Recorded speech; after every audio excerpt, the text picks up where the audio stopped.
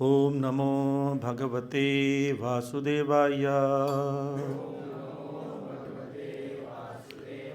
ओम नमो भगवते वासुदेवाय। ओम नमो भगवते वासुदेवाय। नारायणं नमस्कृत्य नरं चैव नरोत्तमं देवीं सरस्वतीं व्यासं ततो जयमुदीरयेत्। नष्टप्रायेषु अभद्रेषु नित्यं भागवत सेवया भगवत्युत्तम श्लोके भक्तिर्भवति नैष्ठकी। ओम ज्ञानतिमिरान्धस्य ज्ञानञ्जनशलाकया चक्षुरुन्मिलितं येन तस्मै श्रीगुरवे नमः। श्रीचैतन्यमनोभीष्टं स्थापितं येन भूतले स्वयं रूपः कदा मह्यं ददाति स्वपदान्तिकं। वाञ्छाकल्पतरुभ्यश्च कृपा सिन्धुभ्यैव च पतितानां पावनेभ्यो वैष्णवेभ्यो नमो नमः। जय श्री कृष्ण चैतन्य प्रभु नित्यानंद श्री अद्वैत गदाधर श्रीवासादि गौरभक्तवृंद। हरे कृष्ण कृष्ण कृष्ण हरे हरे, हरे राम राम राम हरे हरे। नमो विष्णुपादाय कृष्णप्रेष्ठाय भूतले श्रीमते भक्तिवेदांत स्वामिनिति नामिने। नमस्ते सारस्वती देवे गौरवाणी प्रचारिणे निर्विशेष शून्यवादी पाश्चात्य देशतारिणे। हरे कृष्णा। तो अध्ययन कर रहे हैं ग्रंथराज श्रीमद् भागवतम स्कंद 1 अध्याय 3 और श्लोक संख्या 6 से प्रारंभ करेंगे। इस अध्याय का शीर्षक है समस्त अवतारों के स्रोत कृष्ण। और पिछले कुछ श्लोकों में वर्णन किया गया था भगवान के प्रथम अवतार। प्रथम का मतलब यहाँ पर पहला भगवान का एक्सपेंशन नहीं है। ये जो पहला वर्णन किया जा रहा है 24 अवतारों में से पहला अवतार का वर्णन है, जिसको पुरुष अवतार कहते हैं। पुरुष अवतार 3 प्रकार के होते हैं, महाविष्णु या कारणोदक्षाय विष्णु, फिर गर्भोदक्षाय विष्णु, उसके बाद क्षीरोदक्षाय विष्णु। उनकी स्थितियों के बारे में वर्णन किया गया था कि किस प्रकार भगवान के अनंत आँखें हैं, तो भगवान हर स्थान में है, विराट रूप है। ये भौतिक संसार ब्रह्मांड जो उनका परछाई है। और साथ साथ में बताएं कैसे सृष्टि स्थिति प्रलय ये सब कार्य विष्णु के द्वारा होता है। जब भगवान को सृष्टि करनी होती है तो ब्रह्मा के रूप में आते हैं, और जब पालन करना होता है तो विष्णु के रूप में रहते हैं, और जब विनाश करना हो तो शिव जी के रूप में स्वयं भगवान प्रकट होते हैं। इसको बताने के बाद अब चूंकि ये अवतार एक्सपेंशन जो है ब्रह्मांड के बाहर है, तो ब्रह्मांड के अंदर जो विस्तार हो रहे हैं, अवतार हो रहे हैं, उसके विषय में आगे चर्चा हो रहा है। तो वो बता रहे हैं 6वें श्लोक से।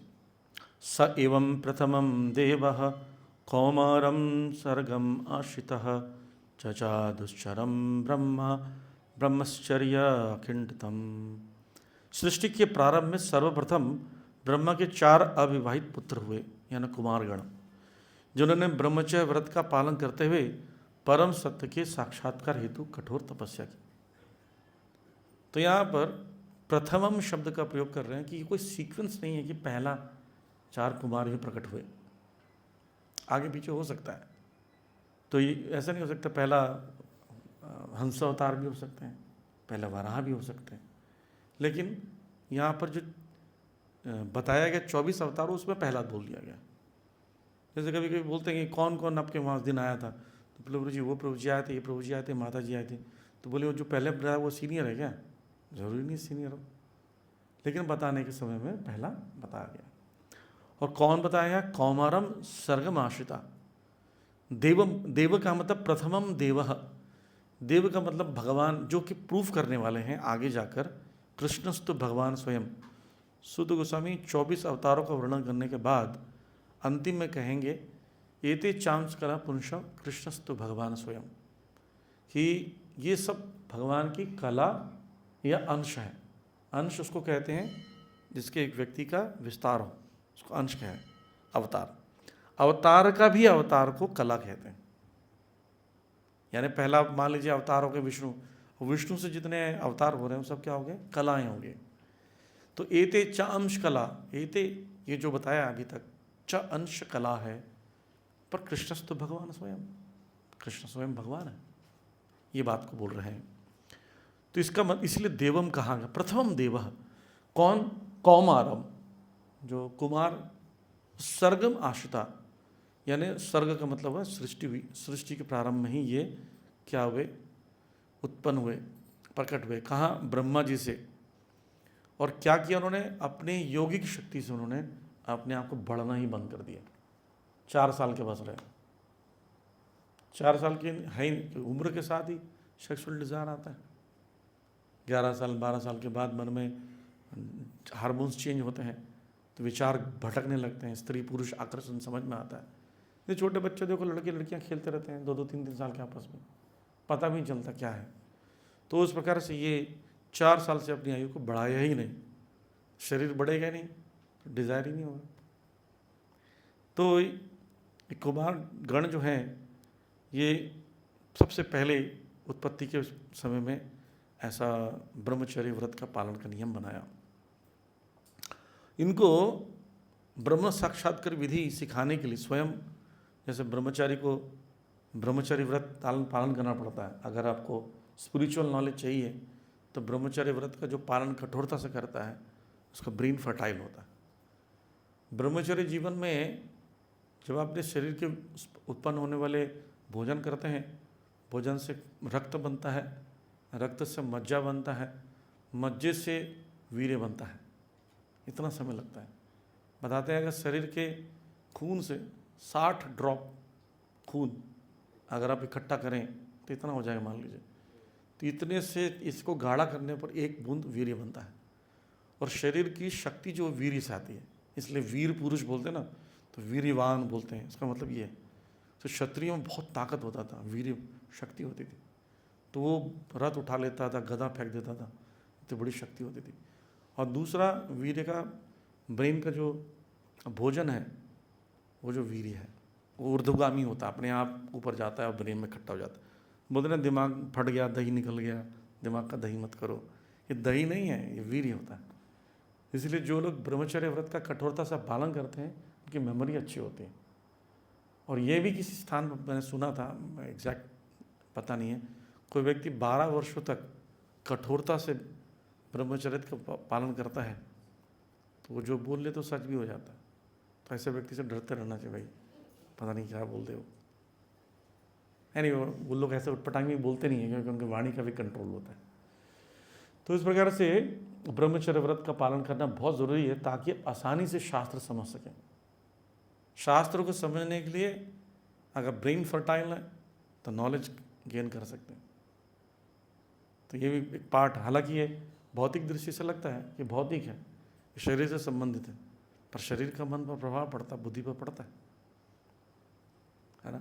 जैसे आपके शरीर को कोई मारने आता है तो बुद्धि और मन घबराता है और लॉजिक लगाते हैं हम लोग। ये बीमार होते तो चिड़चिड़े हो जाते हैं, मन चिड़चिड़ा हो जाता है, शरीर बीमार है। तो सूक्ष्म शरीर का स्थूल शरीर पर असर पड़ता है, स्थूल शरीर का सूक्ष्म शरीर पर असर पड़ता है। तो इसलिए कठोर पालन करना चाहिए। और ये सारे कुमार को शक्तवेश अवतार कहा गया है और कठिन व्रत पालन करने के पूर्व ही योग्य ब्राह्मण बन चुके थे। तो इसलिए मनुष्य को केवल जन्म से नहीं अपितु गुणों से ब्राह्मण बनना चाहिए, नियम का पालन करना चाहिए, तभी वो ब्राह्मण के गुणों का अर्जित कर कर ब्रह्म साक्षात्कार को प्राप्त कर सकता है। और आगे कहते हैं, द्वितीयं तु भवायस्य रसातलगतां महिं उद्धृष्यन् उपादत्त यज्ञेश सौकरम पपुः। समस्त यज्ञ के परम भोक्ता ने शुक्र अवतार यानी द्वितीय अवतार, दूसरे अवतार शुक्र के रूप में उत्पन्न हुए और पृथ्वी के कल्याण हेतु उन्हें ब्रह्मांड के रसातल क्षेत्र से ऊपर उठाया। तो हर अवतार का एक उद्देश्य होता है। कुमारगण जो हैं ब्रह्म साक्षात्कार के विषय में ज्ञान देने वाले आए थे, उन्होंने करके दिखाया भी।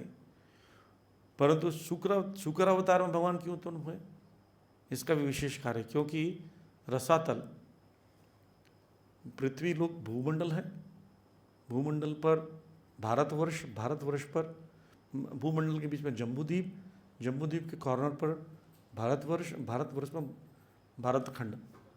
तो वो भारतखंड को उठाकर गर्भोदक सागर के नीचे ले जाने के लिए उन्होंने क्या किया, नीचे के स्तरों को देखने लगे। अतल, वितल, सुतल, तलातल, महातल, रसातल। रसातल के नीचे पाताल है, तो पाताल में नहीं, रसातल में जल जाकर पृथ्वी को डुबो दिया। अब पृथ्वी को इतने जल में गर्भोदक सागर में डुबो दे और जहाँ पर स्वच्छ स्थान नहीं है, तो मैं भी पहले सोचता जब छोटा था कि पृथ्वी को उठाकर अगर जल में डाल देंगे तो पृथ्वी के लोग तो सब मर जाएंगे। और समुद्र कहाँ, समुद्र तो पृथ्वी के अंदर है, तो पृथ्वी को निकाल कर पृथ्वी की पानी में कैसे घुसाएंगे। तो मैं बहुत प्रश्न पूछता, मुझे उत्तर नहीं देता था कोई। लेकिन शास्त्रों में बहुत अच्छा वर्णन हमारे कि ब्रह्मांड है, ब्रह्मांड के आधे भाग में लगभग गर्भोदक सागर है जो भगवान के पसीने से है, उसमें कुछ लोग उसी के अंदर डूबे रहते हैं। अतल, वितल, सुतल, रसातल, महातल, पाताल, जो कि भूमंडल का ही भाग होता है। तो उसमें रसातल में वो डुबो दिया उन्होंने। और वहाँ जाकर हिरणाक्ष ने क्या किया, जो वरुण को बंदी बना लिया। वरुण देवता जो है रसातल में, पाताल में उनका लोक है, स्थान है, तो उन्होंने उनको बंदी बना लिया और वहाँ पर पृथ्वी को जाकर डुबो दिया।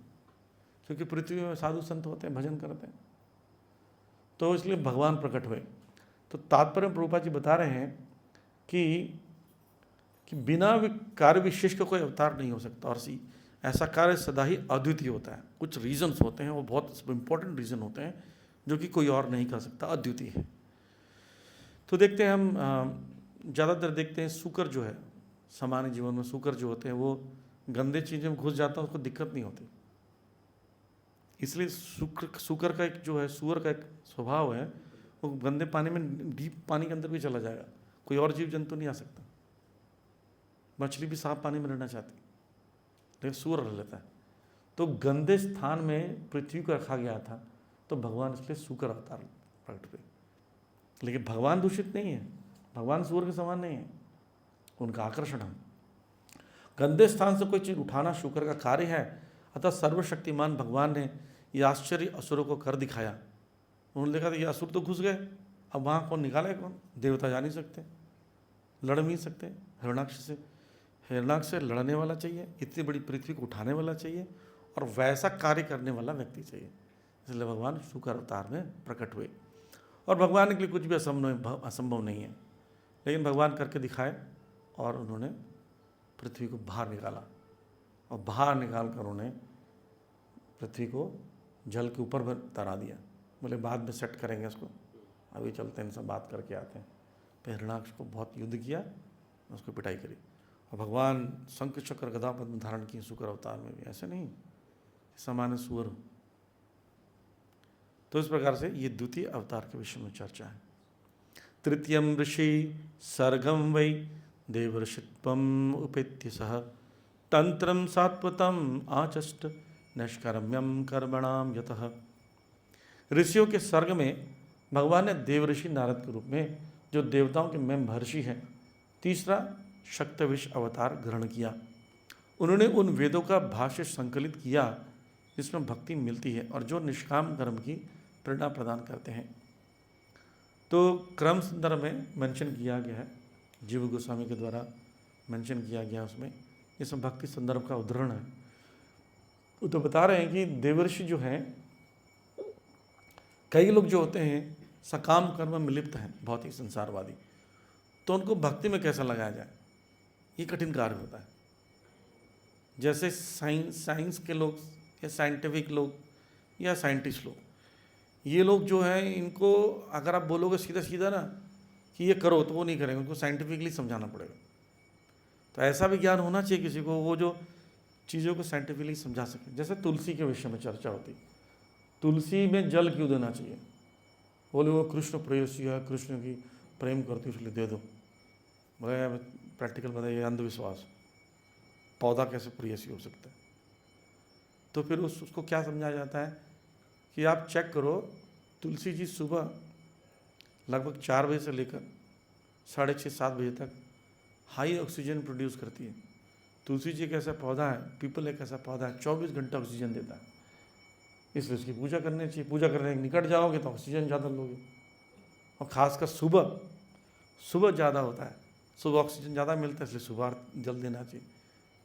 रात को उतना ऑक्सीजन नहीं होता इसलिए रात को जल नहीं देते हैं। बोलते हाँ ये बात समझ में आ गई।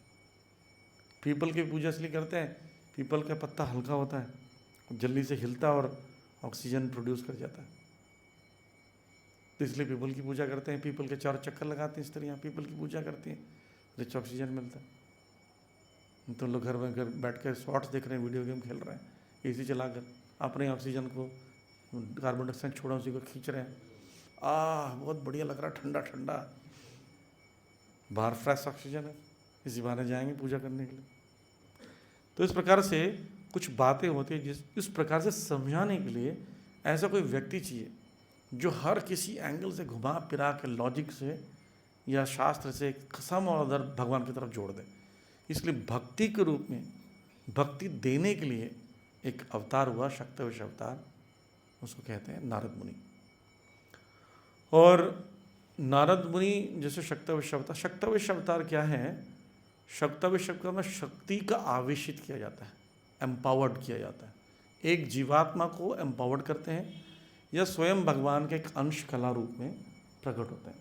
तो नारद मुनि जीव आत्मा है, पर वो इतना ज़्यादा शक्ति आवेशित है भगवान का कि उनके संपर्क में बड़े बड़े मुनिगण आकर या बड़े बड़े राक्षस भी भक्त बन जाते हैं।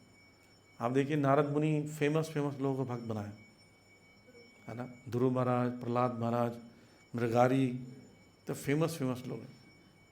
ये आप स्वयं वेद व्यास जी कितने बड़े बड़े लोग बनाए, जितने बड़े बड़े भक्त बना उन सबको प्रीचिंग करने वाले कौन थे? नारद मुनि। तो उनके पास कला है। और ऋषियों के बता तृतीयम ऋषि सर्ग वही, सर्ग का मतलब सृष्टि होता है। जब ऋषियों का सृष्टि हो रहा था तो उसमें से सबसे अच्छे ऋषि जो है देव ऋषि नारद मुनि बने, और उन्हें वेदों का भाष्य संकलित किया, ऐसा भाष्य निकाला वेदों से छांट कर कि प्योर भक्ति के विषय में एक बुक लिख दिया। और क्या किया? सात्वतम आचष्ट निष्कर्म्यम कर्मणाम यतः, यानी उन्होंने ऐसा कुछ भी लिखा जो कि पंचरात्र ग्रुप में भगवान की पूजा आदि विधि के विषय में विस्तार पूर्वक वर्णन है। तो इसलिए श्रीमद् भागवतम में जो व्यास जी को वर्णन आता है उसमें भी वर्णन आता है कि नारद मुनि ने भागवतम लिखने के लिए प्रेरित किया था। किसको? वेद व्यास जी को। और नारद पंचरात्र में कर्म बंधन की मुक्ति दिलाने के विषय में भी चर्चा है कि ऐसे पूजा करो, ऐसे विधि। जो हमारी ये पंचरात्र विधि है, अर्चन विधि जो है, ये नारद पंचरात्र से लिया गया है इस्कॉन के अंदर में भी। तो 5 रात्रि में जो शिक्षा देते हैं उसको पंचरात्र कहते हैं। नारद मुनि ने इसे शिक्षा दी। अधिकांश जीव क्या है? सकाम चीज़ों में लिप्त है, ये खिलाओ, वो दान करो, भंडारा करो। उनको बोलोगे बुक डिस्ट्रीब्यूशन करो, ये सब फालतू की बातें मत करो, बुक डिस्ट्रीब्यूशन पैसे नहीं दे सकते, भंडारा करा दीजिए। हाँ जी भंडारा करा, प्याऊ खुलवा दीजिए, अनाथालय खुलवा दो, हॉस्पिटल खुलवा दो। ये सकाम कर्म है, इसमें अच्छा लगता है और इससे क्या मिलता है? बड़ा पुण्य, तो आनंद की अनुभूति होती है। लेकिन इस ऐसे व्यक्ति को भी कैसे जोड़ा जाए भक्ति में, ये काम नारद मुनि जैसे महान भक्त करते हैं। तो उन्हें इस प्रकार से योजनाएं बनाई कि धीरे धीरे वो सब जुड़ जाए। तो इसलिए उन्होंने शास्त्र लिखे। यहाँ सात्वत शब्द का प्रयोग किया गया, वैष्णव। वैष्णव को तंत्र मतलब पंचरात्र जैसे तंत्र आदि लिखा। किसके लिए लिखा? विशेष रूप से भक्ति के लिए, यानी भक्त को मिले। जैसे नारद भक्ति सूत्र है, उसको पढ़ोगे भक्ति में कैसे उन्नति किया जाए सब लिखा हुआ है। और हर दृष्टि से, जैसे कोई व्यक्ति कोई लालची है तो भक्ति में कैसे आएगा? तो बोले उसको ज़्यादा भक्ति करने का लालच होना चाहिए, ज़्यादा भक्ति सुन, ज़्यादा माला करूँ, ज़्यादा सेवा करूँ। लालच को लगा लिया ना। क्रोध, जैसे हनुमान जी ने लगाया, लंका लगा दी, पूरा आग आग चारों तरफ, क्रोध का प्रयोग किया। क्रोध को अपने ऊपर प्रयोग करना चाहिए। मेरे को सब कुछ भगवान और भक्तों की कृपा है, इतना बढ़िया सुविधा है, पर मैं भक्ति क्यों नहीं कर रहा हूँ? अपने आप पर क्रोध करो। इस प्रकार से क्रोध को लगा सकते हैं। काम को जैसे गोपियाँ लगाई हैं, इस प्रकार से लगाया जा सकता है। इस प्रकार से अपनी समस्त अनर्थों को भी हम भगवान की सेवा में लगा सकते हैं। ईर्ष्या कैसे कि वो बुक डिस्ट्रीब्यूशन 100 किया, मैं 200 करूँगा, ये होना। ऐसे नहीं कि उसकी टांग खींच दी, जमाल घोटा खिला दिया उसको, लूज मोशन हो रहा है बेचारे को, जा ही नहीं पा रहा है बुक डिस्ट्रीब्यूशन के लिए, ये नहीं। ये ईर्ष्या कैसे लगाना है कि मैं भी करूँगा वो। मैंने बताया था एक बार बुक्स डिस्ट्रीब्यूशन के लिए हम गए थे, एक व्यक्ति ने बार बार आके मुझे बोलता था आपकी कितनी हुई, बोला 15, बोलता हमारा 25 हो गया। बोला कैसा आदमी है, डराड़ा चिढ़ा रहा है मुझे। मैं बोला मैं भी 25 करके आता हूँ। 25 करके आया, बोला चलो 25 तो हो गया। बोला कितना हुआ, बोला 25 हो गया हमारा। बोलता हमारा तो 50 हो गया। फिर मैं जोश में आता, पूरे दिन उसके चक्कर में पकड़ता रहा बुक्स, करते करते 150-200 कर लिया। फिर आया, बोला अब तुम कुछ भी बोलेगा ना मैं नहीं जाऊँगा। हालत ख़राब हुई। सुबह 9 बजे प्रसाद लिया था, पूरे दिन भर बुक्स किया, कुछ प्रसाद नहीं लिया। 11 बजे रात, रथ यात्रा का समय था, तो मैं लेटा था। तो बोले कितना हुआ प्रोजी, मतलब प्रोजी बिल्कुल अपना स्कोर मत बताना, मैं सोने दो मुझे। बोला कितना, बोला 200 के आसपास हो गया। बोलते मेरा तो प्रोजी 20 ही हुआ है। बोला फिर ये सब बता रहे थे, बोले आपको मोटिवेट कर रहा था। ऐसा बोलूँगा तभी तो किया आपने, मेरे से तो हो ही नहीं रहा था, पता नहीं 200 कैसे हो गया, आप सब बोलते। तो ऐसे कुछ मोटिवेशन की आवश्यकता होती, प्रेरणा की आवश्यकता होती, राइट। तो इस संसार में सभी व्यक्ति को प्रेरित करने के लिए नारद मुनि जैसे लोग हम संसार में हैं। तो हम लोग अच्छे कर्म बुरे कर्म के चक्कर में फंसे हुए हैं। और बुरे कर्म अच्छे कर्म होता क्या है कि अच्छा कर्म जो दिखता है उसके फल से भी आप फंस जाते हो। जैसे बोले प्रभु जी मैं आपको बहुत मानता हूँ, आप ये लोहे के चेन से बंधे हो ना, सोने के बनवा रहे हैं आपके लिए, क्या याद रखोगे किसी रईस से पाला पड़ा, सोने के चेन से बांध दी। वो बड़ा खुश, आप खुश हो रही, क्या बड़ी इज्जत है, सोने के चेन से बांध दिया, बताओ। अरे आप बंधे हो। ऐसे स्वर्ग जाना क्या बंधन है, अमेरिका जाना बंधन है। भारतीय लोग अमेरिका जाना चाहते हैं, बेटर फैसिलिटी। वहाँ क्या करोगे, 15 टाइम खा लोगे, खाना तो 3 ही टाइम होगा। एक साथ 5 कमरे में सो सकते हो, 5 बेड में, वही 4x6 में सोओगे, कितना भी करके। अगर कोई व्यक्ति क्वीन साइज का बड़ा सा बेड लेता है, कितना सोता है उसको, कितना सोएगा, जितना उसका शरीर उतना ही सोएगा। थोड़ी कि बड़ा बेड होगा तो शरीर भी बड़ा कर दिए, या पैसा ज़्यादा होगा तो 5 टाइम 10 टाइम खा लेता हूँ आज, मर जाएगा व्यक्ति। लेकिन सोचता अमेरिका जाके सुखी हो जाऊँगा। तो ये सब चीज़ों को समझाने के लिए नारद मुनि जैसे बताते हैं कि दुख और सुख हो, सबका एक ही परिणाम है, दुख। सुख पता क्या है, कोटेड, वो दुखी है, ऊपर से सुख कोट कर दिया बस। जैसे आप खाते हो, अच्छा लगता है, दवाई होती है ना, शुगर कोटेड पिल्स, बच्चों के लिए देते हैं, वो खा नहीं पाते तो खाते हैं, मम्मी बहुत अच्छा लग रहा है, खा लेता अंदर, पर वो है तो कड़वा ही। तो ऐसे कभी कभी ऐसा खिलाया जाता है। उसी प्रकार भगवान के भक्त जो हैं, ऐसे मूर्ख सकाम कर्मियों को वास्तविक सुख कैसे प्राप्त किया जाए उसको बताते हैं। यहाँ सुख क्या है, बोले कि वहाँ तो बहुत आनंद है स्वर्ग में, कि जो भी खाओ खून बन जाता, घी से बनी हुई चीज़ें होती हैं। बोल गोलोक धाम जाओ, वहाँ तो चिंता भी नहीं है। यहाँ तो इंद्र को चिंता भी होती है।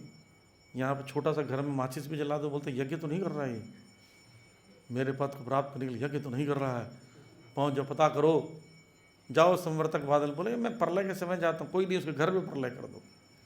बेचारों माचिस जला रहा था मोमबत्ती जलाने के लिए, बस इतनी चिंता है पोस्ट की। लेकिन भगवत धाम में कोई चिंता नहीं, एक ही चिंता है, कृष्ण कैसा खुश है। तो इसलिए कुशल वैद्य के समान नारद मुनि नब्ज देखकर सही इलाज करते हैं, जिसकी जो बीमारी वैसे इलाज करेंगे। ध्रुव महाराज को ये थोड़ी बोले कि, ध्रुव महाराज को पहले चेक किया कि पापा से बात करें, उतान पाजी हमारे मित्र हैं, बढ़िया, वापस राज्य मिल रहा है, राज सिंहासन बैठाएंगे मैं बोलूँगा तो। ध्रुव महाराज बोलते नहीं वो मत बताओ, ये बताओ भगवान कहाँ मिलेंगे। तो बोले कि भगवान तो जंगल में मिलते हैं। बोले उसको प्राप्त कैसे करना वो बताओ, नहीं तो साइड से हट जाओ। तब बोले लड़का कैंडिडेट बढ़िया है, तो पहले चेक करते हैं, नर्व चेक करते हैं क्या प्रॉब्लम। जैसे कि डॉक्टर के पास जाओगे ना, कई लोग को बीमारी कुछ नहीं होता है, डॉक्टर साहब पूरे शरीर में दर्द है, जलन हो रहा है, बहुत प्रॉब्लम है, कुछ होता नहीं है। तो डॉक्टर बोलेंगे तुम्हें कुछ नहीं है, तो बोले डॉक्टर खराब। वो क्या करते हैं ना, ग्लूकोज की छोटी छोटी दवाई दे देते हैं। बीमारी तो बड़ी गंभीर है, सीरियस रहना पड़ेगा। मिर्ची की चीज़ें बंद कर दो, बाहर खाना बंद, तला हुआ बंद, उसका हेल्थ भी अच्छा करा रहे हैं। और ये दवाई लो, ये दवाई खाने के बाद लेना है, सुबह शाम 2 बार लो, 1 महीने तक चलेगा। 1 महीना उसका डाइट भी अच्छा हो जाएगा। फिर 1 महीना बोलते डॉक्टर साहब बहुत बढ़िया दवाई दी थी, बढ़िया हो गया। अरे अपना दवाई ऐसी। पुराने ज़माने में ना आधा से अधिक बीमारी साइकोलॉजी से ठीक कर देते हैं, उसकी बात करके। आपको कुछ भी नहीं हुआ होगा, आपको चेस्ट करे, सांस लो, तो उससे डॉक्टर अच्छा मतलब पूरा चेक करते हैं। आजकल डॉक्टर तो नब्ज भी नहीं देखते हैं, बोले क्या प्रॉब्लम है, खांसी जी, टेस्ट करा लो। एक बार एक व्यक्ति गया, डॉक्टर साहब, बोले सिर में दर्द है। बोले जो कपड़ा खोल के लेट जाओ। बोले भाई सिर में दर्द है तो खुला ही हुआ है। बोले डॉक्टर मैं को दूँ? वो अंदर जाता, हॉल में देखता सारे लोग कपड़े खोल के लेटे हुए हैं, बहुत लोग, 100-200 लोग। बोलता ये तुम्हें क्या हुआ? बोलता हमारे तो आँख में दर्द था, किसी कान में दर्द था, सबको कपड़ा खुलवा के लिटवा दिए। एक व्यक्ति को देखते हैं, वो किसी ना टेबल के नीचे छुपा हुआ घबराया हुआ है। बोले तुमको क्या हुआ? बोलता मैं तो पोस्टमैन हूँ, लेटर लाया था, बोले तुम भी कपड़ा खोल के लेट जाओ। तो आजकल के डॉक्टर ऐसे ही होते हैं, उनको हिसाब किताब नहीं होता। लेकिन कुशल वैद्य जो होता है वो साइकोलॉजी से बीमारी को चेक कर कर क्या खाता है, कितना खाता है, उसके हिसाब से दवाई देता है। तो नारद मुनि जैसा वैद्य होगा तो अच्छा प्रचार हो जाएगा, उपचार अच्छा होगा, और तुरंत ही बिना श्रम करे, कम श्रम किए हुए, मेहनत करके आसानी से वह भक्ति पद में उन्नति कर सकता है। आगे वर्णन कर रहे हैं 9वें श्लोक में, तुर्य धर्म कला सर्गे नर नारायणो ऋषि भूत्वा आत्मोपशमुपीतम अकरोत दुष्चरम तपः। चौथे अवतार में भगवान राजा धर्म की पत्नी के जुड़वा पुत्र नर तथा नारायण बने। फिर उन्होंने इंद्रियों को वश में करने के लिए कठिन तथा अनुकरणीय तपस्या की। तो यहाँ पर तपस्या के विषय में वर्णन कर रहे हैं कि चौथा अवतार जो है, राजा जो धर्म थे उनकी पत्नी दोनों के द्वारा जुड़वा बच्चे उत्पन्न हुए, नर नारायण ऋषि, वो कृष्ण अर्जुन ही और कोई नहीं है, उत्पन्न हुए। और उन्होंने तपस्या करने के लिए कहाँ चले गए? बद्री का आश्रम। तो बद्री का मतलब होता है बेर का वृक्ष को बद्री कहते हैं, बद्री वृक्ष। वहाँ पर नारायण जो नर नारायण ऋषि हो तपस्या कर रहे हैं, ठीक है, इसलिए बद्री नारायण भी कहते हैं, यानी लक्ष्मी नारायण। बद्री का आश्रम, तो बेर के वृक्ष को बद्री कहते हैं, और उनके ही आश्रम में रहने वाले को बादरायण कहते हैं। बादरी में रहने वाले, बादरायण, जैसे जो वो नर जो कि लेटे हुए हैं गर्भोदक सागर में, उसको नर आयन कहते हैं, नारायण कहते हैं, ठीक। वैसे ही बद्री आश्रम में वहाँ रहने वाले बादरायण कहते हैं, और बादरायण के पुत्र को बादरायणी कहते हैं। सुखदेव गोस्वामी का नाम बादरायणी है, ठीक है। तो इसलिए उन्हें कठिन तपस्या करने के लिए चले गए। तो ऋषभदेव, आगे ऋषभदेव का वर्णन होगा, वो भी भगवान के शक्ति अवतार हैं। ऋषभदेव ने तपस्या के विषय में अपने 100 पुत्रों को शिक्षा दी। तपो दिव्यम पुत्र कहीना, हे पुत्रों आप लोग क्या करो, दिव्य तपस्या करो। दिव्य तपस्या और सामान्य तपस्या में अंतर है। सामान्य तपस्या क्या है? वही मेट्रो में चढ़ के जाना, धक्के खाना, बस में चढ़ के धक्के खाना, किसके लिए मेहनत करना? इंद्र तृप्ति के लिए। तपस्या तो है उसमें भी, आसान नहीं है। मेट्रो में तो टेढ़ा मेढ़ा होकर पूरा सूर्य नमस्कार हो जाता रास्ते भर, पूरा जाते थे ऑफिस तक। किसी का मुंह यहाँ पर है, किसी का नाक यहाँ पर है, किसी की कोहनी लग रही है आपको, ऐसे हो। उसमें भी लोग न्यूज़पेपर पढ़ लेते हैं खड़े खड़े, हाँ, ऐसे हाथ पकड़ न्यूज़पेपर पढ़ रहा, धक्का मारते फिर भी पढ़ते रहते। और छोटा सा जगह रहेगा, रुमाल बिछा कर ताश खेल लेते हैं लोग, देखा है मेट्रो वगैरह में, मेट्रो में, लोकल ट्रेन में, कुछ भी कर लेते हैं उन लोग, एक्सपर्ट होते हैं। तो तपस्या वो भी कर रहे हैं, परिवार के लिए, समाज के लिए कितनी तपस्या करते हैं जो बॉर्डर पर लड़ रहे हैं, सियाचिन जैसी जगह पर जाकर लड़ रहे हैं, एकदम मेहनत कर रहे हैं, सिर्फ उनको ड्राई फ्रूट खाने मिलता, कुछ नहीं मिलता, शहद लगाते हैं शरीर में, शहद से गर्मी आती, तपस्या करते हैं देश के लिए। तो ये सब जो तपस्याएं हैं ये दिव्य नहीं है, भगवान के लिए जब तपस्या करते हैं उसको दिव्य माना गया है। उसमें क्या ब्रह्म सौख्यम तुनंतम, ब्रह्म सुख मिलता है, और कैसे मिलता तो अनंतम, अनंत सुख मिलता है। अनंत मतलब कभी खत्म नहीं होता, इसलिए आध्यात्मिक सुख भी कभी डिटोरिएट नहीं होता। बाकी सब डिटोरिएट हो जाता है। आप मोबाइल ले लो, अब i15 आ गया है प्रो, उसको ले लो, चोरी हो गई दुखी हो जाओगे, कुछ खरोच लग गया, गिर गया, टूट गया, दुखी हो जाओगे, दुख आ जाता है। भक्ति में कुछ नहीं आता था, भक्ति करते और आनंद ही आनंद है। तो इसलिए वो बोल रहे हैं, बोलते हैं इसलिए भौतिक सुख के लिए तपस्या मत करो, वो तो सूअर को भी उपलब्ध है ना। सूअर को देखिए, सूअर को जो फैसिलिटी, आप हमारे पास फैसिलिटी नहीं है। देखो उसको शादी पे कोई खर्चा नहीं आता, 10-15 पत्नियां आराम से ले रख सकता है, कोई घर वर बनाने की जरूरत नहीं। गटर जो कहीं नहीं आ सकता, कोई व्यक्ति कब्जा करने आता है गटर पे कि भाई कि एक सुअर को दिन दहाड़े से घर का कब्जा कर लिया गया, उसको निकाल दिया गया, जबकि उसके घर की रजिस्ट्री भी थी नहीं। अच्छा, कोई सुअर को बोलता है तुम क्या गंदे में पड़ रहे होते हो, कहा जाओ ना दो, ऐसा कोई बोल भी नहीं सकता। सुअर तो सुअर ही होता है, ठीक। अच्छा, उसको जितना अच्छा खाने को मिलता है वो आपको नहीं मिल सकता। आप एक घर की सब्जी 2 सब्जियां खाते हो, वो अनेक घरों का सब आता है, इतना अच्छा है वो खा सकता है, आपको लिमिटेशन है। सुअर अपनी बात करते, उधर चलें दूसरे से क्षेत्र में, वहाँ चलते, वहाँ पार्टी करके आते, जैसे हम लोग रेस्टोरेंट में जाते हैं, राइट। तो इस प्रकार से उसको वो खाना, सोना, संभोग करना, घर बनाना, जो कि मनुष्य जीवन में लोग कर रहे हैं, उसके कंपैरिजन में सुअर के पास ज़्यादा फैसिलिटी। अब उसके लिए तपस्या कर रहे हो, बताओ। जो सुअर को भी इजीली अवेलेबल है, उसके लिए मेहनत करना कौन सा बुद्धिमानी है। इतना ही मेहनत करो जितना शरीर चल रहा है, इतना मेहनत मत करो कि इंजॉयमेंट करना हो।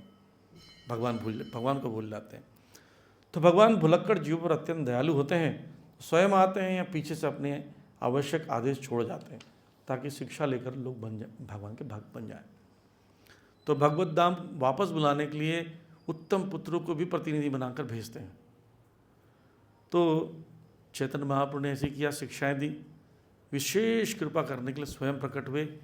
ऐसे ही आज बताते हैं, भागवतम जो सबसे पहला भागवतम नारायण ऋषि ने नारद मुनि को दिया था, और नारद मुनि ने वेद व्यास जी को दिया, वेद व्यास जी ने उसको लिखा। ऐसे भगवान से आया है ज्ञान, भागवतम लिखित रूप में वेद व्यास जी ने लिखा, शुभदेव गोस्वामी ने उसको बोला अच्छे से। तो आज भी जाते हैं बद्रिका आश्रम में, बद्रीनारायण जी की पूजा होती है बहुत सुंदर से, वहाँ भी अभी भी तपस्या कर रहे हैं, राइट। पंचम कपिलो नाम सिद्धेश काल विलुप्तमं प्रवोच आसुरये सांख्यम तत्पग्राम विनिर्णयम।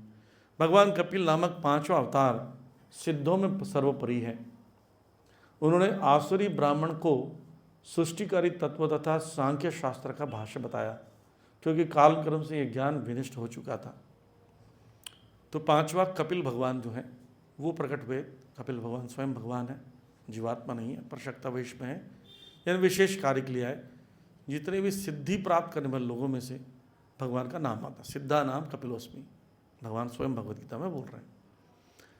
और उन्होंने एक ब्राह्मण जिसका नाम आसुरी था, वह असुर नहीं था, उसका नाम आसुरी था। कभी कभी होता है, एक डिवोटी है, उसका नाम यमराज है। तो एक बार रसराजपुर ने किसी को फ़ोन किया, वो किचन में काम करते थे यमराज प्रभु, ठीक है। तो किसी का स्पॉन्सर था, वो डिवोटी का स्पॉन्सर था, जिसके जीता मित्र को किसी से स्पॉन्सर कराए थे। तो बोले प्रभु जी मैं भी यमराज को भेजता हूँ, सारा क्लियर कर देंगे। तो बोलते क्या बोल रहे हो? बोले यमराज जी आएंगे प्रभु जी, यमराज प्रभु आके सारा क्लियर कर देंगे। यमराज को क्यों भेज रहे हो? बोले अच्छा सॉरी प्रभु जी, यमराज इसका नाम है, डिवोटी है। तो कभी कभी ऐसा नाम होता है, यमराज होता है, तो घबराने की ज़रूरत नहीं है। यहाँ पर आसुरी मतलब ब्राह्मण का नाम आसुरी था, उसको शिक्षा दिया था उन्होंने। सृष्टिकारी तत्व और सांख्य शास्त्र का भाष्य बताया। इसको कभी कभी सांख्य योग के नाम से जाना जाता है। सांख्य योग में इस भौतिक संसार का एनालिटिकल स्टडी किया जाता है, विश्लेषण किया जाता है 24 तत्वों का। 5 जो पंचभूत महाभूत होते हैं, है ना, क्या क्या, जल, पृथ्वी, वायु, अग्नि, वायु, आकाश, और 5 कर्म इंद्रियाँ, 5 ज्ञान इंद्रियाँ। 5 ज्ञान इंद्रियाँ कौन सी हैं?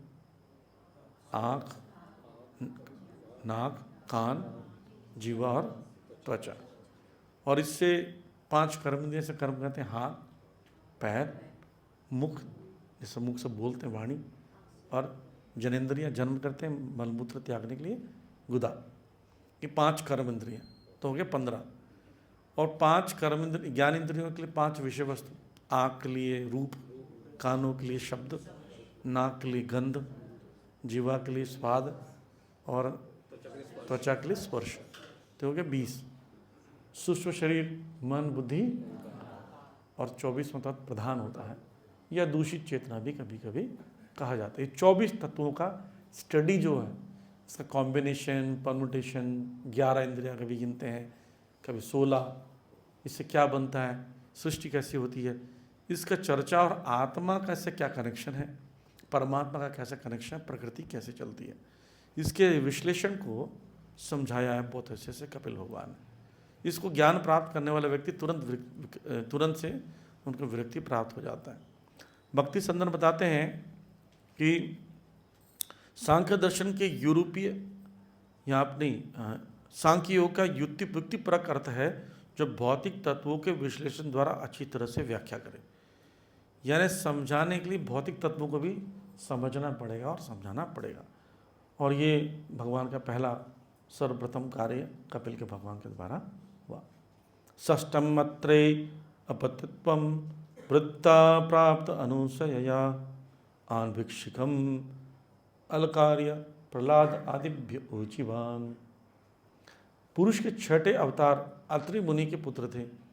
वे अनुसया की प्रार्थना पर उनके गर्भ से उत्पन्न हुए। उन्हें अलर्क, प्रहलाद, अन्य, यदु, है आदि को आध्यात्मिक विषय में उपदेश दिया। तो अत्रि मुनि और अनुसया के पुत्र के रूप में उत्पन्न हुए भगवान। यहाँ पर स्पेशली अनुसया का नाम क्यों दिया गया है? अनुसया ने प्रार्थना की थी कि भगवान आप मेरे पुत्र बनिए। तो ब्रह्मांड पुराण में इसका वर्णन आता है कि भगवान दत्तात्रेय के रूप में कैसे प्रकट हुए। दत्तात्रेय भगवान का रूप है, नाम है। ये 6वां अवतार है जो कि अत्रि मुनि अनुसया के गर्भ में, अनुसया के गर्भ उत्पन्न हुए। ब्रह्मा, विष्णु, शिव के समक्ष उन्होंने प्रार्थना की थी। उन्होंने बोला था भगवान के महान भक्त आ जाइए, भगवान स्वयं महान आ जाइए। तो कौन है भगवान को क्लियर नहीं था। तब ब्रह्मा, विष्णु, महेश तीनों आ गए। बोले तीनों आ गए, क्या करें जी, लड़का तो एक ही चाहिए हमें। तब वो तीनों मिलकर एक पुत्र बने। उनको दत्तात्रेय के रूप में जाना जाता है। और उन्हें दत्तात्रेय ने अलर्क, प्रहलाद, यदु, है जैसे लोगों को उपदेश दिया है। एक और श्लोक चर्चा करते हैं। ततः सप्तमे आकुत्याम रुचे यज्ञ अभिजायत सयाम आद्य सुरगणे अपात स्वयं भुवंतरम। 7वें अवतार प्रजापति रुचि तथा उनकी पत्नी आकुति के पुत्र यज्ञ थे। यज्ञों को कभी कभी युगावतार या मनवंतर अवतार के रूप में जाना जाता है। भगवान यज्ञ, उनका शरीर पूरा लाल कलर का था, यज्ञ अवतार। उन्होंने स्वयंभू मनु के बदलने पर शासन संभाला और अपने पुत्र यम जैसे देवताओं की सहायता प्राप्त की। तो ये यमराज नहीं है, भगवान यज्ञ के भी पुत्र हुए, उनका नाम यम था। और स्वयंभू मनु के बदलने पर, यानी मनु का जब कार्यकाल पूरा होता है, जैसे एक प्रधानमंत्री का कार्यकाल पूरा होता है दूसरा प्रधानमंत्री बनता है, तो यहाँ पर वो स्वयंभू मनु जब काल बदला तो वो क्या बने, मनु बने। और वहाँ होने के राजकीय प्रशासकीय पद अत्यंत उन्नत पुण्यशाली जीवों को प्रदान किए जाते हैं। तो कभी कभी होता है जैसे राजा बनने का जो पोस्ट होता है किसी को भी नहीं मिल सकता, योग्य व्यक्ति होना चाहिए, है ना। तो इंद्र का पोस्ट के लिए कोई नहीं होगा तो भगवान इंद्र बनते हैं, कोई ब्रह्मा के पोस्ट के लिए लायक नहीं तो भगवान स्वयं ब्रह्मा बनते हैं। इस प्रकार से बड़े बड़े कार्य करने के लिए स्वयं करना पड़ता है। कभी कभी ऐसा देखा जाता है कोई अच्छा मंत्री नहीं मिलता है तो एक ही व्यक्ति को दो दो मंत्री का दो दो काम दे देते हैं। कभी कभी ऐसा होता है कि मंत्री ज़्यादा है पर पोस्ट नहीं है, बिना पोर्टफोलियो को मंत्री बैठा हुआ है, ऐसा भी होता है। तो यहाँ पर बता रहे ब्रह्मा प्रजापति इंद्र इसके रूप में भी भगवान कभी कभी प्रकट होते हैं। तो स्वयंभू मनु यानी आधुनिक व्यवस्थित मनु का जो चल रहा है ये भी मनु का काल है, इसमें व्यवस्थित मनु कहते हैं। जो ऐसा उपयुक्त जीव ना था तो इंद्र लोक के राजा इंद्र का पद ग्रहण कर सके, तो उस समय भगवान स्वयं इंद्र बन गए। इंद्र का एक पोस्ट होता है, एक मनवंतर काल में मनु की जितनी आयु होती है उतनी आयु इंद्र की होती है, और कुछ सेटअप देवता होते हैं उसमें टाइप के, जैसे त्वष्टा, अभी के देवता त्वष्टा देवता है। तो एक पर्टिकुलर जाति को, देवताओं की जाति को नाम दिया जाता है और उसके राजा जो इंद्र होते हैं, तो इंद्र के पोस्ट पर बैठा जाता है। जैसे अभी बीजेपी की सरकार चल रही है जी, इसका प्रधानमंत्री हो गया, तो सरकार दूसरी आएगी तो उसका प्रधानमंत्री कोई और था। ऐसे ही इंद्र जो है प्रधानमंत्री का पोस्ट है, ठीक, उस पोस्ट पर मोदी जी बैठे हैं, नरेंद्र मोदी। तो ऐसी अभी जो इंद्र है उसका नाम पुरंदर है। आने वाले जो मनु काल होगा उसमें राजा बलि बैठेंगे। तो इसी समय जो स्वयंभू मनु चल रहा था उस समय इंद्र के पोस्ट पर या प्रशासन संभालने के लिए मनु का रोल जो था वो भगवान यज्ञ संभाल रहे थे, और उन्होंने अपने ही पुत्र यम जैसे देवताओं के साथ द्वारा इस संसार को चलाने में हेल्प लिया। तो भाई हेल्प चलाने के लोग भी चाहिए, सिर्फ अकेला मंत्री क्या करेगा, पानी भरवाने घर जाएगा, पुलिस बन गया सब पकड़ेगा क्या, उसको पुलिस चाहिए, प्रशासन भी चाहिए, लोग भी चाहिए। तो उन्होंने क्या किया, अपने पुत्रों यम आदि पुत्रों के साथ उन्होंने शासन को संभाला। आगे हम पढ़ेंगे 8वें से इस प्रकार से 24 अवतारों का वर्णन होगा, फिर भगवान कृष्ण के विषय में चर्चा होगी। तो यहाँ हम विराम करते हैं, कोई प्रश्न है तो आप पूछ सकते हो।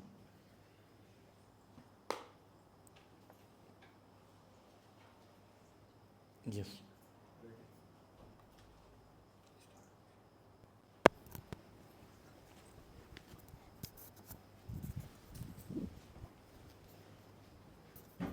हरे कृष्ण प्रभु जी। प्रभु जी, हमने सुना कि अभी जैसे आपने बताया कि शुकर के रूप में भगवान ने निकाला पृथ्वी को रसातल से, तो वो जब ऋषि मुनि तो उस समय रहे होंगे, तो फिर वो कैसे सरवाइव, जल में कैसे सरवाइव करें, वो थोड़ा सा समझ। हाँ, इनका प्रश्न है कि पृथ्वी पर रहने वाले लोग कैसे सरवाइव कर रहे थे। गर्भोदकशाही सागर में मृत्यु नहीं होती, नहीं तो पहले से भी तो प्लैनेट्स हैं उसमें, अतल वितल सुतल तलातल महातल रसातल भी तो है। तो जल में मरते नहीं हैं लेकिन अपने आप से निकल नहीं सकते।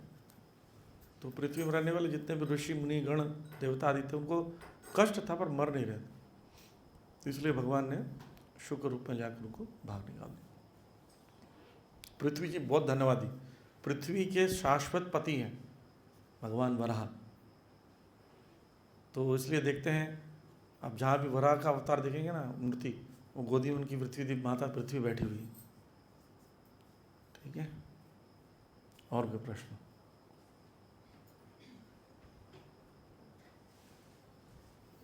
कोई प्रश्न नहीं? यस। प्रभु जी, आपने जो 24 तत्व बताए उसमें एक प्रधान बताया, तो वो प्रधान क्या है? हाँ, प्रधान का अर्थ है कि जब प्रकृति सुसुप्त अवस्था में रहती है उसको उस अवस्था को प्रधान कहते हैं, उसमें कोई एक्टिविटीज नहीं है।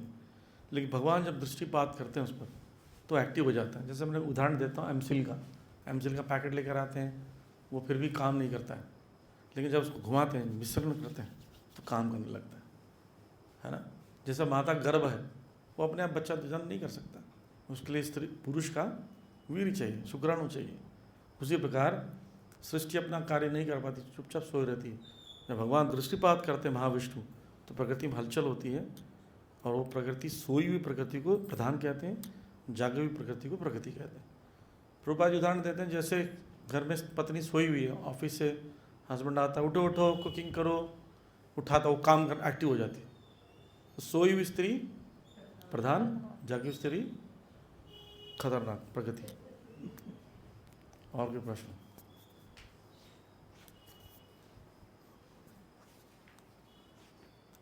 हरे कृष्ण प्रभु जी। प्रभु जी, जैसे कई बार नॉन डिवोटी जो लोग होते हैं तो उनसे जब हम डील करते हैं, बात करते हैं, तो सोचते हैं कि मतलब क्रोध ना आए, लेकिन कोई ना कोई ऐसी घटना हो जाती है तो मतलब क्रोध क्रोध आ आ ही जाता है। जाता है, उनसे कुछ निकल जाता है। देखिए, क्रोध दो लोगों पर आता है। एक तो जिस पर अपना क्रोध दिखा सकते हो, है ना, उसको क्रोध आएगा। जिसको नहीं दिखा सकते, जैसे बहुत खट्टा खट्टा आदमी AK-47 लेके खड़ा हो आपकी तरफ बंदूक ताक, क्रोध पता ही आएगी नहीं उसको देखकर, भैया गोली दाग देगा, क्या होगा हमारा, राइट। ऐसा होता है ना, कार से उतरे मारने के लिए, सामने वाले 4-5 खतरनाक कपसी निकलेंगे, बोले नहीं नमस्कार करने आए थे आपको ऐसी है, बहुत बढ़िया गाड़ी चलाते। क्रोध इस पर आता है। दूसरा क्रोध कब आता है? जब दया नहीं होती। क्रोध जो रजोगुणी है, दया सतोगुणी है। जब रजोगुणी होते हैं, कामेश क्रोधेश रजोगुण समद्भवा, तो रजोगुण के ज़्यादा आपके अंदर होगा तब क्रोध आएगा। तो इसलिए भौतिकवादी विषय पर दया आना चाहिए उन पर। जैसे आप जूस पी रहे हो, फल खा रहे हो, और कोई व्यक्ति कूड़ा उठा के खा रहा है, तो उसको क्रोध आएगा। जो बुद्धिमान व्यक्ति के सोचे बेचारे दिमाग ही नहीं, देखो क्या हालत है खराब। जैसे छोटे बच्चे को गलतियां करते देखते हैं तो हमें क्रोध नहीं आता। इवन जो छोटा बच्चा आपको मार भी रहा पीठ पे, तो क्या करते हो आप? बोले बेटे नहीं मारते, नहीं बेटे, चलो चलो, नहीं मारते, नहीं, ऐसे करते हैं ना। जब लगता है जैसे गाय आपको दौड़ाती मारने के लिए, तो फिर घर से चाकू लगे थोड़ी मोटर कर देते उसको, मारी कैसे मारो, जानते नहीं कौन हो, राइट। ऐसी भौतिकवादी को देख कर दया नहीं चाहिए, बेचारे वो ज्ञानी नहीं है, इग्नोरेंस है, मोड ऑफ इग्नोरेंस में। बहुत कठिन कार्य है, लेकिन यही बुद्धि होना चाहिए, और इससे भगवान खुश होते हैं। है तो भगवान की संतान होगी, तो भगवान देखेंगे मेरे एक मूर्ख बेटे को एक बुद्धिमान बेटा जो है हेल्प कर रहा है, सहन कर रहा है, तो भगवान खुश होते हैं। परिणाम को याद कीजिए, और ऐसे खुश होने से, ऐसा करने से भगवान खुश हो रहे हैं, और यही तो करना है हमको, भगवान को खुश करना। और बोलेंगे प्रभु जी फिर तो हम पर हावी हो जाए तो क्या करें? जगह छोड़ो। कोई आपको गोली मारा फिर खड़े हैं, दया हम पर है, आप पर दया कर, मारो गोली जितना मारे, जगह छोड़ दो। दया का मतलब हमेशा ये नहीं होता है कि अपना नुकसान कराना, स्थान छोड़ दो। कई बार हम लोग राशन पानी लेके चढ़ जाते हैं, इसको तो सुधारना है, ये हमारे बुआ का लड़का है, इसको सुधारना है, छोड़ दो जो आपके बस से बाहर है, ठीक है। और कोई प्रश्न? हरे कृष्णा प्रभु जी। आपने बताया कि जो 24 अवतार है वो सब भगवान के ही अवतार हैं, मगर कभी कभी ना इनमें भेद बुद्धि हो जाती है, मगर कि वो भगवान के अवेश अवतार हैं, कल अवतार है, बट पूर्ण भगवान तो कृष्ण ही है। सो उन पे ज़्यादा ध्यान दो, नरसिंह चतुर्दशी है तो इतना वो नहीं करना, या रामनवमी है तो इतना वो नहीं करना। सो इसको कैसे ठीक करें? नहीं, हमारा तो फोकस होना चाहिए, जिस संप्रदाय में है उस संप्रदाय का मूड क्या है उसको अडॉप्ट करो, राइट। जैसे आप किसी घर में रहते हैं तो घर का कुछ परंपरा सिस्टम होता है, उस पर कार्य करने के लिए शिक्षा, ये करो बेटा, ये मत करो, कुछ शिक्षाएं होती हैं, उसको पालन करते हो। बेटा हमारे इसमें नहीं करते, हमारे इसमें करते हैं। अब जैसे किसी का देहांत हो गया, उसमें जाइए तो वहाँ पर रिश्तेदार आ जाते हैं, हमारे जी उठाला होता है जी, 13वीं उर्वी नहीं होती, उठाला में सबको बुलाते हैं, 13वीं हम घर घर में कर लेते हैं। अब उसके पालन करना पड़ेगा। ऐसी ही आप परंपरा में है, इस परंपरा में है, तो इस परंपरा का मूल उद्देश्य क्या है? कृष्णस्थ भगवान स्वयं, भगवान की पूजा करनी है, कृष्ण राधा कृष्ण की। अब रावण संप्रदाय में चल रहा हो तो लक्ष्मी नारायण की पूजा हो रही है भगवान कृष्ण सुप्रीम, ये कोई वेद बुद्धि नहीं है, शास्त्र सम्मत चीज़ है। स्वयं सूद गोस्वामी जी कह रहे हैं यहाँ पर, कृष्णस्थ भगवान स्वयं। अब नरसिंह भगवान हैं, रामचंद्र जी भी हैं, आपको आचार्य बोले इनकी पूजा करो तो कर दो, परंपरा का। अरे पापा कह रहे हैं काम कर लो बेटा, तो फिर नहीं हमारा ऐसा थोड़ी होता है, ये तो लॉजिक ही बोल रहा है, पापा बोल रहे हैं, परंपरा का सिस्टम। फिर भी हमारा मेन इष्ट देव कृष्ण है, राधा रानी वो मूल है। बाकी किसी ने पूछा कि आप नरसिंह भगवान क्यों रखते हो, नरसिंह भगवान की पूजा क्यों करते हो? तो मैंने देखो ये उनको डिस्टर्ब नहीं करना चाहते हैं, बांसुरी बजा रहे हैं, टेंशन फ्री रहते हैं, है ना। उनका काम है झूला झूलना, खाना पीना, घूमना, पार्टी करना। तो वो व्यक्ति क्यों ऐसे डील में मारा पीटी में लगे? उसके लिए नरसिंह भगवान को लगा दिया। मेरे एक अवतार है, उससे काम चलाओ, जो उसी से मांगना हो। संकट आए, कष्ट आए, इनसे मांगो। हमारे पास आके डांस फैंस के लिए आना हमारे पास, लड़ाई वड़ाई के लिए उनको पकड़ लो, ये पर्पज। ठीक है। और प्रभुपाद जी ने इवन रामचंद्र जी के लिए विग्रह को इतना स्थापित करने के लिए इतना ज़्यादा नहीं कहा है, सिर्फ बड़े बड़े शहरों में कहा है, बॉम्बे में, दिल्ली में, क्योंकि यहाँ पर सभी प्रांत से लोग आते हैं, तो उनके राम के प्रति रुझान है। तो राम नहीं मिलेंगे तो अपना शायद नहीं जुड़ेंगे। लेकिन फोकस हमारा, क्योंकि परंपरा का फोकस है, तो परंपरा का फोकस हमें किसको फोकस होना है? राधा कृष्ण। और गौड़ी संप्रदाय है तो चैतन्य महाप्रभु, नित्यानंद प्रभु। और कोई प्रश्न?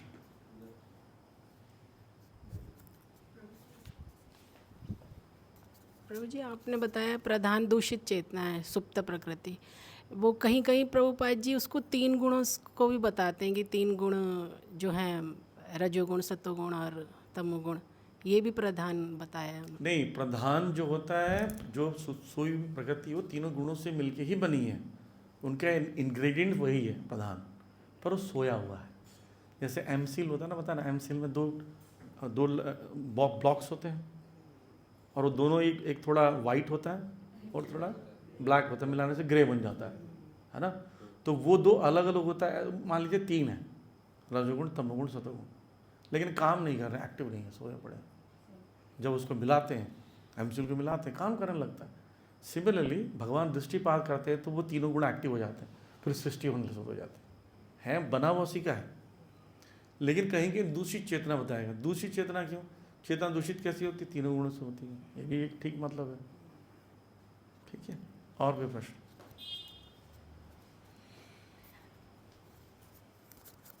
प्रभु जी, चौथा अवतार बताया थे, मैं नाम नहीं समझ पाई थी, भगवान का चौथा अवतार बताए थे। चौथा अवतार? हाँ जी। नहीं पता चला आपको कौन सा?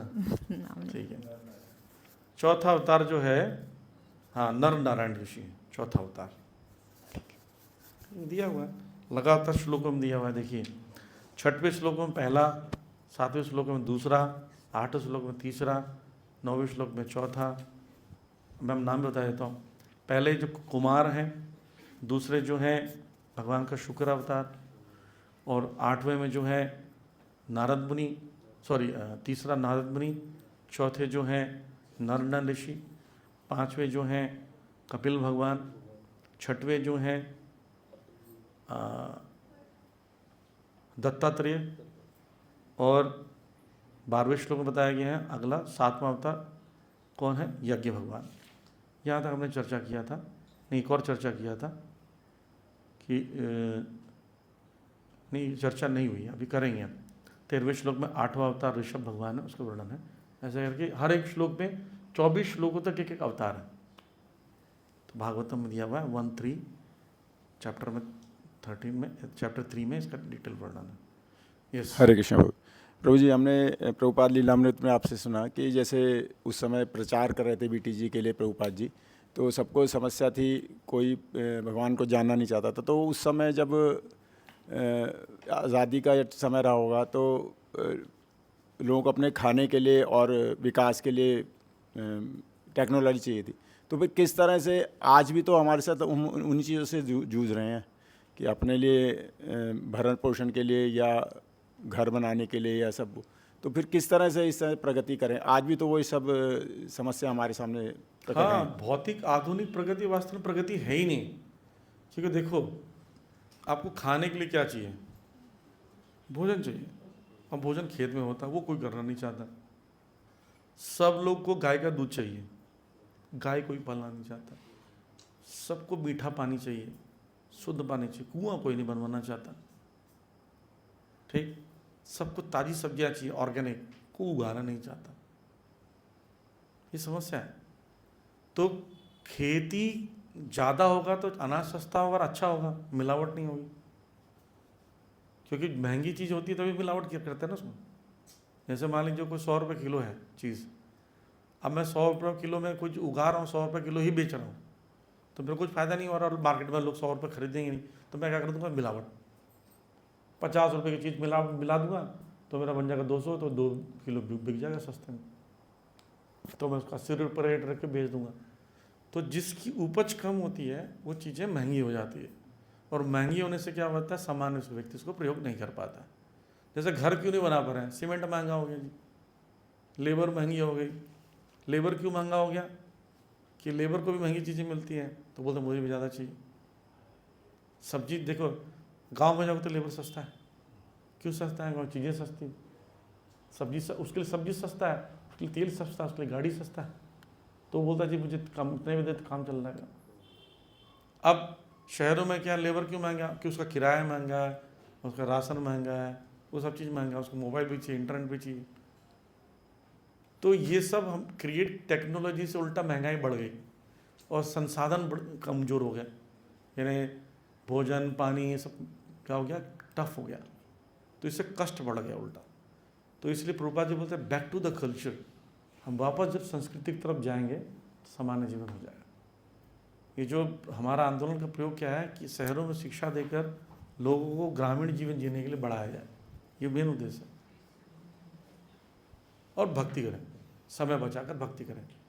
सरल जीवन रहेगा तो भक्ति करेंगे, और सरल जीवन नहीं रहेगा। आप देखो, यहाँ से आप गुड़गांव जाते हो, नोएडा जाते हो, आने जाने में समय चला गया।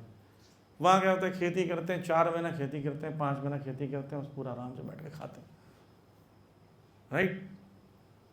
कितने देर होता है, सुबह 4 बजे जाएंगे, 5-6 बजे चल रहे हैं खेत में, 8-9 बजे तक आ जाएंगे, पूरा दिन मिलता है भजन करने के लिए। अब यहाँ से आप उठ रहे हो, भाग रहे हो, कैब पकड़ रहे हो, एप्पल खा रहे हो, बिस्किट खा रहे हो, टोस्ट खा रहे हो, खाने के लिए कुछ नहीं मिल रहा है, गाड़ी में जा रहे हो, बढ़ के झगड़ा हो गया, वहाँ बैल में सोता रहता है आराम से आदमी, खेत पे सो रहा है, काम करें। कितना आसान है। गांव का जीवन बहुत सरल है। आप एक चीज़ देखना, जब भी किसी गांव में जाओगे ना, एक भी व्यक्ति दौड़ता हुआ भागता हुआ नहीं दिखेगा। लोग आराम से चल रहे हैं, और यहाँ पर सब भाग रहे हैं, कर रहे हैं, वहाँ जाके वीडियो गेम खेलेंगे। वहाँ पर इंटरनेट ही नहीं है, कनेक्शन ही नहीं है, पूरा टाइम आपके पास। जैसे मायापुर जाइए, दूर दूर में कोई सब आराम से बैठे हैं, वृद्ध लोग आपको घर के बाहर बैठे लोग देख रहे हैं, आराम से आप में चर्चा कर रहे हैं। बड़ा बड़ा आसान जीवन वहाँ, वो जीवन जिएंगे तो ज़्यादा समय मिलेगा भगवान जी को। और कोई प्रश्न? ठीक है। ग्रंथराज श्रीमद् भागवतम की